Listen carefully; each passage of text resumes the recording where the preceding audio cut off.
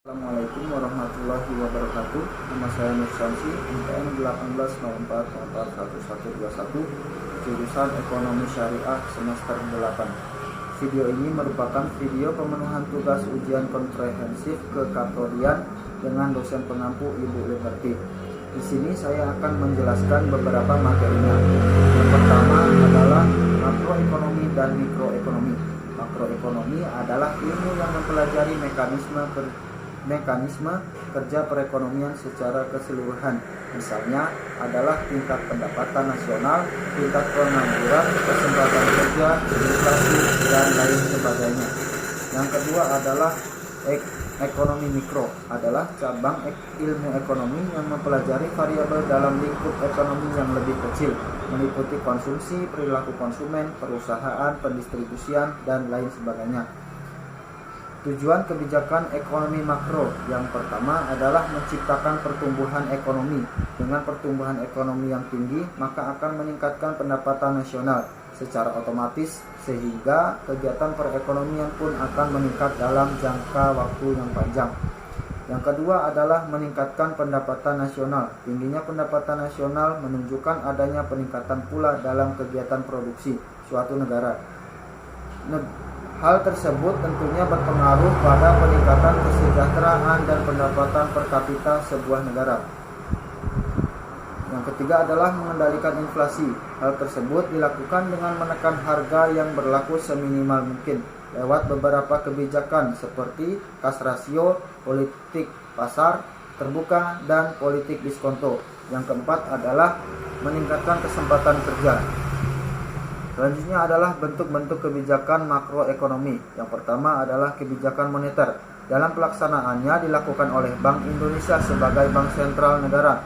Kebijakan ini mencakup tentang langkah-langkah pemerintah untuk mempengaruhi pengeluaran. Singkatnya, kebijakan moneter ditujukan untuk mengukur banyaknya dana yang dikeluarkan bank sentral di suatu negara. Yang kedua adalah kebijakan fiskal. Peran kebijakan fiskal dalam ekonomi makro adalah guna mempengaruhi pendapatan nasional, tingkat inflasi nasional, dan lain sebagainya. Yang ketiga adalah kebijakan segi penawaran. Kebijakan yang lebih menekankan pada keseimbangan neraca keuangan suatu negara. Selanjutnya adalah pengertian uang. Uang merupakan sebuah alat tukar yang berlaku dan bisa diterima oleh khalayak umum. Dalam pengertian lain, uang adalah sebuah benda yang keberadaannya diterima oleh umum atau masyarakat luas untuk melakukan penukaran barang ataupun jasa. Sejarah uang pertama kali diperkenalkan di Cina pada tahun 1200 sebelum Masehi. Mata uang yang diperkenalkan merupakan benda dari alam. Sebagai contohnya adalah cangkang kawi atau cangkang kerang. Sebelum uang dikenal, masyarakat telah menggunakan sistem barter dalam transaksinya yang perlahan tergantikan dengan metode yang lain. Sejarah uang koin pada mulanya dimulai tahun 500 sebelum Masehi. Putaran koin pertama dibuat dan dicetak dengan simbol dewa serta kaisar untuk keasliannya. Percetakan koin paling awal yang diketahui berasal dari tahun 650 dan 600 sebelum Masehi di Asia Kecil. Koin saat itu dicetak dan digunakan untuk membayar tentara, lalu perlahan bergeser kepada uang kertas karena dianggap lebih mudah dicetak dan dipakai sebagai alat.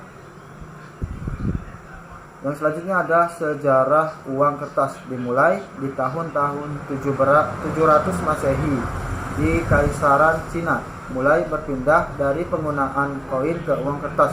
Kemudian di tahun 1685 negara Eropa mulai mencetak uang kertas. Pada saat itu digunakan sebagai deposan dan peminjam untuk dibawa menggantikan uang koin. Uang kertas dikeluarkan oleh bank dan lembaga swasta membeli barang dan jasa. Selanjutnya adalah kriteria uang. 1. Ada jaminan. Setiap uang yang diterbitkan dijamin oleh pemerintah negara tertentu. Dengan adanya jaminan tersebut, maka uang dapat digunakan untuk berbagai keperluan di masyarakat luas. Yang kedua, disukai oleh umum. Artinya uang harus diterima secara umum.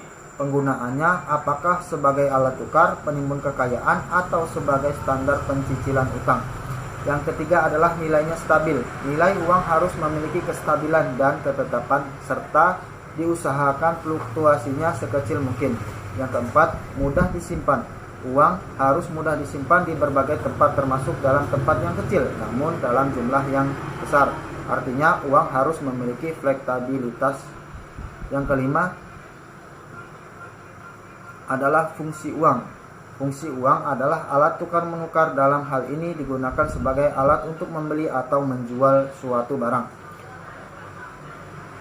Selanjutnya adalah satuan hitung. Fungsi uang sebagai satuan hitung menunjukkan nilai dari barang dan jasa yang dijual atau dibeli. Yang ketiga adalah penimbun kekayaan. Dengan menyimpan uang berarti kita menyimpan atau menimbun kekayaan sejumlah uang yang disimpan, karena nilai uang yang disimpan tidak akan berubah. Yang ketiga adalah standar pencicilan utang. Dengan adanya uang dapat mempermudah menentukan standar pencicilan utang piutang serta tepat dan cepat, baik secara tunai maupun angsuran. Selanjutnya adalah uang dalam perspektif ekonomi Islam. Ekonomi Islam mengenal uang pada dasarnya ke dalam dirham hanya sebagai alat tukar dan alat nilai. Kemudian berkembang menjadi uang emas dan perak dengan nama dinar atau uang Arab. Fungsi uang dalam Islam hanya sebatas pada uang sebagai alat tukar, medium of exchange, dan kesatuan hitung atau unit of exchange. Islam juga melarang penimbunan atau penimbunan uang barang. Siapa yang menyimpan atau membiarkan uang tidak produktif berarti mengurangi jumlah uang yang beredar, yang dapat mengakibatkan tidak jalannya perekonomian. Selanjutnya adalah konsep uang dalam Islam. Uang adalah flow konsep. Islam tidak mengenal kebutuhan uang untuk spekulasi karena tidak diperbolehkan. Uang adalah barang publik milik masyarakat.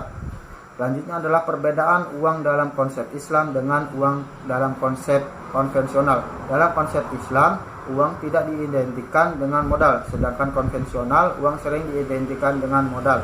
Dalam Islam, uang adalah public goods. Dalam konvensional, uang adalah private goods. Dalam Islam, uang adalah flow konsep, sedangkan dalam konvensional adalah modal konsep Biggie Fisher. Selanjutnya adalah kebijakan moneter. Dalam perspektif ekonomi Islam, kebijakan moneter dalam Islam harus bebas dari unsur riba dan bunga bank. Dalam Islam, riba yang termasuk di dalamnya adalah bunga bank diharamkan secara tegas. Dalam Islam tidak ada sistem bunga sehingga bank sentral tidak dapat menetapkan diskon rate. Selanjutnya adalah kebijakan fiskal pada masa Rasulullah.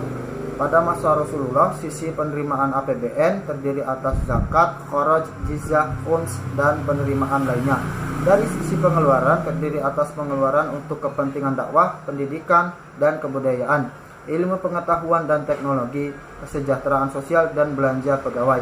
Demikian penjelasan dari saya. Lebih kurangnya saya mohon maaf. Saya akhiri. Wassalamualaikum warahmatullahi wabarakatuh.